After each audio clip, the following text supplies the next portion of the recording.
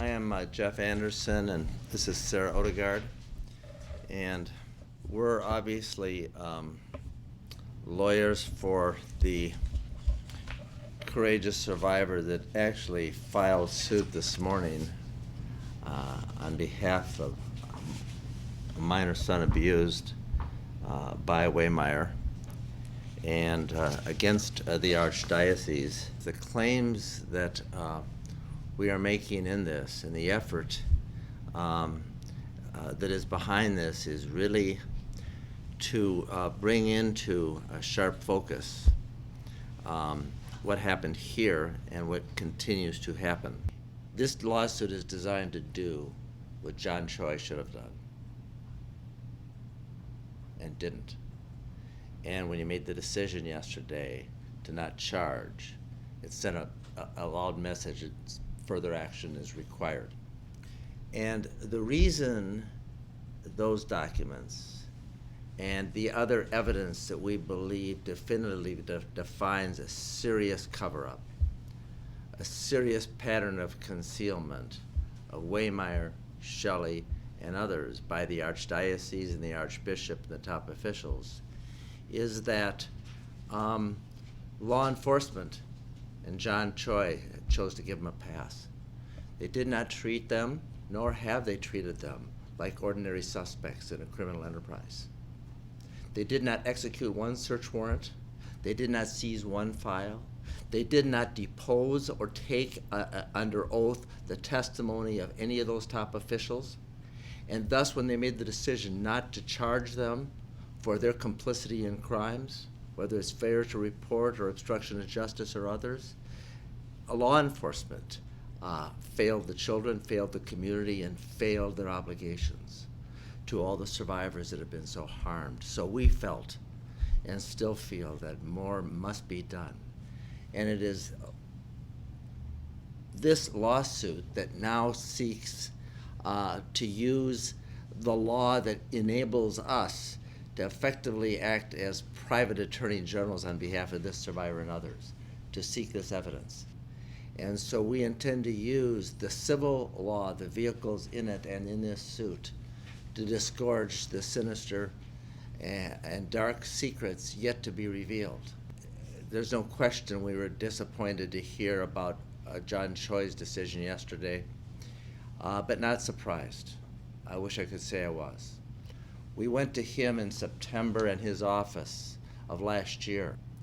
We instructed him and his office that search warrants need to be executed immediately on all the files of all the offenders, and we gave them the names of the offenders whose search warrants needed to be executed against. We instructed him on where those files are kept in the secret archive at the Chancery in the Archdiocese.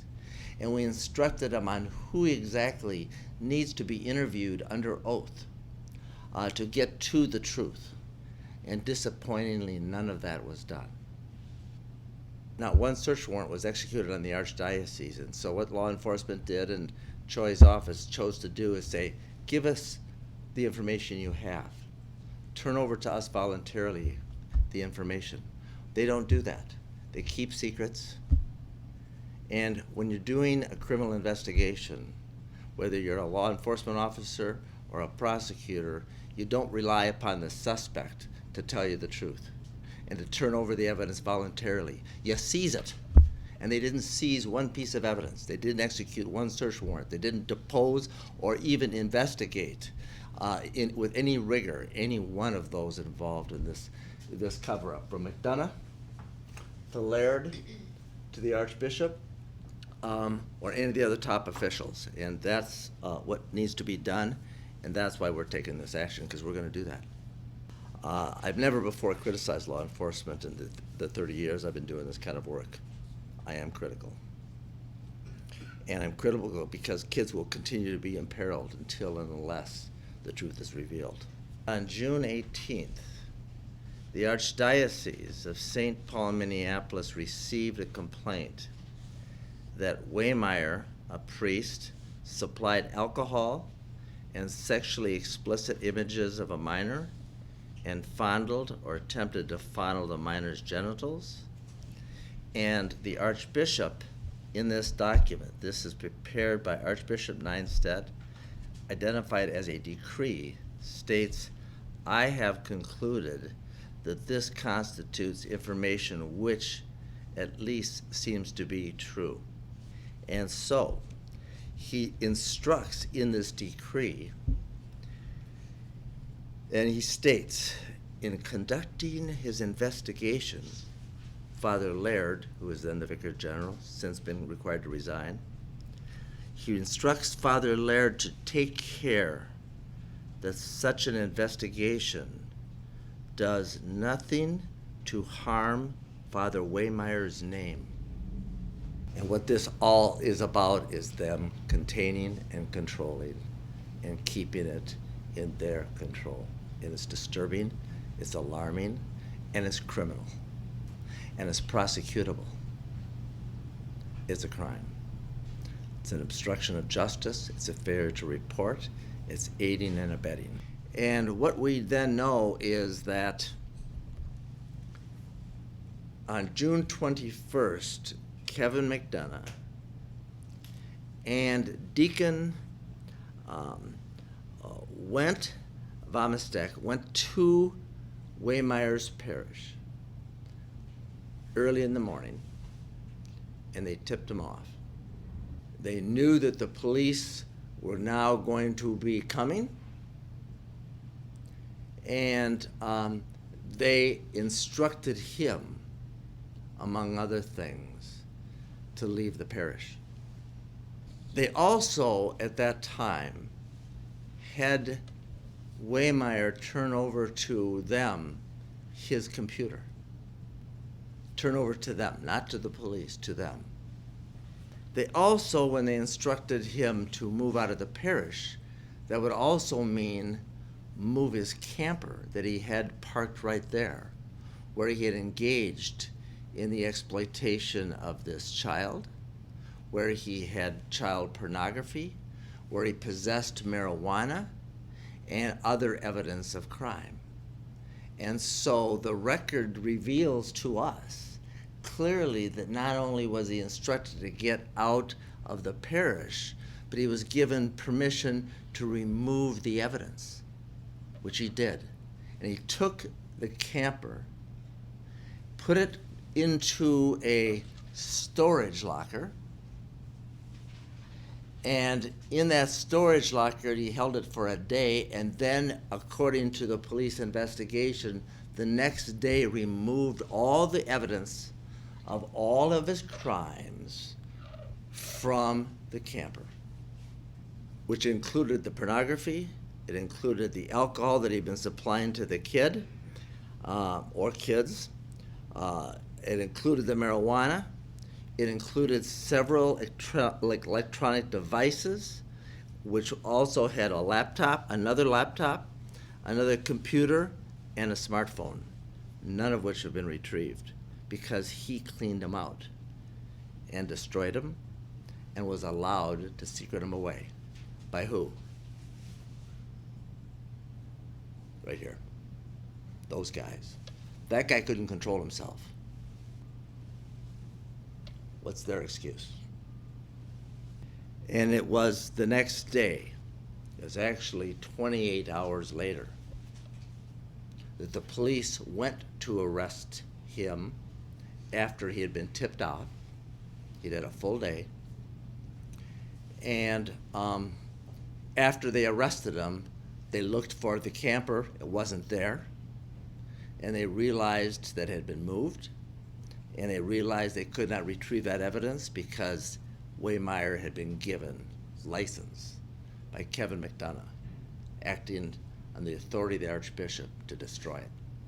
We feel the imperative to bring this to light and these dark and sinister practices to be known, and that's why we call you together to alarm everybody that this is ongoing and continuous in its pattern of conduct, and it's sinister and it's criminal. To John Choi and his office, we are unhappy and we are critical. But to law enforcement, and to all the law enforcement agencies, do not trust the Archdiocese officials when they say they will turn over the evidence. Do not take them at their word. They have lied, they have deceived, and they have concealed crimes, and they themselves are complicit in them.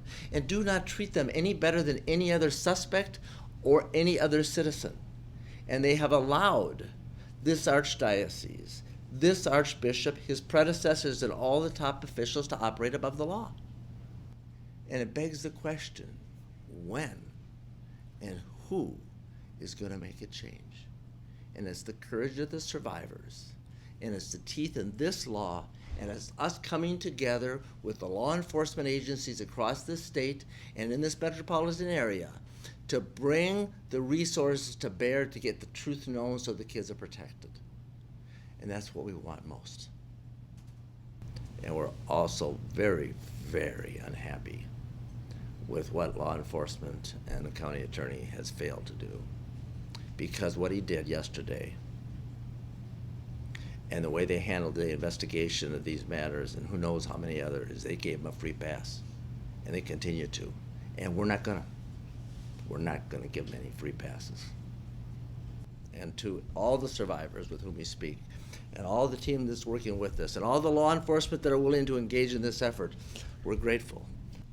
The hard things that need to be done never come easy.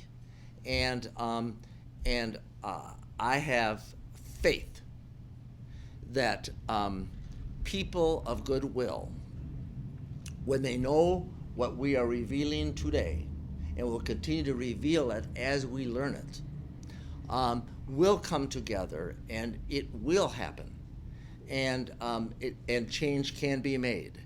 And if I have to publicly shame John Choi for having made the decision, that's what I'll do. Choi says that he doesn't do investigation, he only can do what the police give him, and the chief of police, Smith, says they're hamstrung because they can't execute search warrants. That is an excuse for not having done what they should have done. In September of this year, I brought them a file this thick and said, here's what you gotta do. You gotta execute search warrants just like you did in Philadelphia. You gotta convene a grand jury just like they did in Philadelphia. You gotta do it just like we know what has to be done. Here is the evidence that gives you probable cause to get a judge to sign off on a search warrant. And here's where the files are located, at the Chancery in a secret archive, in a safe kept by the Archbishop and only his designee. And here's where they are, and here's what you gotta do, and you gotta do this today. And here's your probable cause, right in this file. And if you want more, just come here and tell me what you want, and I'll give it to you, because we've been unearthing these crimes and these cover-ups and documenting them for years and years and years. And when Chief Smith says they're hamstrung, they're only hamstrung by their own lack of will. And their desire, in my view, to somehow defer to the clerical culture and the top officials of the Catholic Church, believing that they will do the right thing and tell the truth, when they have a demonstrated history of doing neither. They continue to do the wrong thing and not tell the truth. And that is what gets us so, well, it's pretty obvious I'm riled up. And it begs the question, why wouldn't, if you're doing a criminal investigation of top official concealment of crimes, whether it's failure to report or obstruction of justice, aiding and abetting those crimes, why wouldn't you interview the suspects? There's no logical answer, but the evidence is that there is deference to them because of who they are, and they don't deserve to operate above the law. They don't deserve to be allowed to commit crimes. They don't deserve to not have to answer questions under oath. They don't deserve to not have those search warrants executed on them now. They don't deserve special treatment.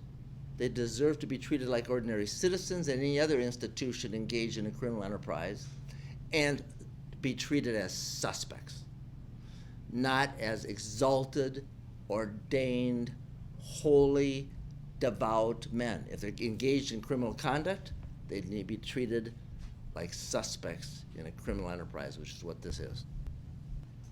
Thank you, folks.